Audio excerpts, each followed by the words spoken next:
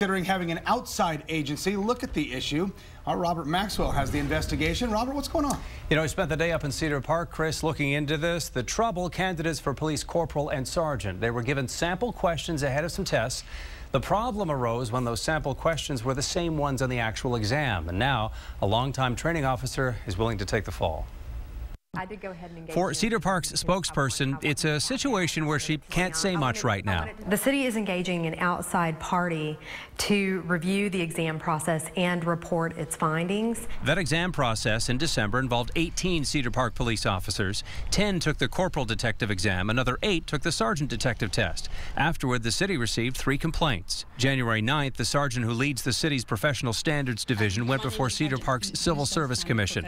Kathy Bustos voluntarily admitted her mistake in handing out what she thought was a study guide, a guide that the city human resources director later determined was the real test. It was my mistake. I did it, and I would hate to see people punished for my mistake.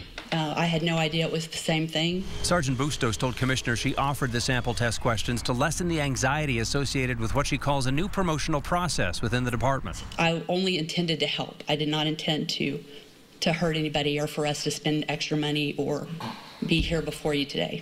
Sergeant Bustos has 10 years with Cedar Park Police and 19 as a highly trained officer with courses in police instruction. Now it's unclear what her future is as the Civil Service Commission awaits the results of that independent review.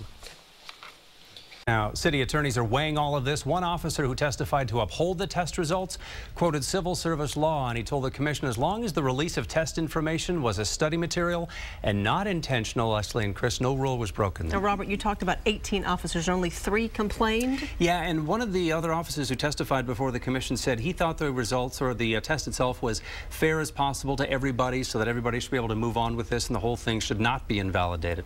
This is interesting, too. The timing, of course, it's unfolding as Cedar Park's new police chief, Sean Mannix, is about to take over, Austin's former deputy. He gets sworn in on January 22nd, so we'll let you know what happens to that sergeant who accidentally released those questions should a review happen in Cedar Park. All right. Thanks.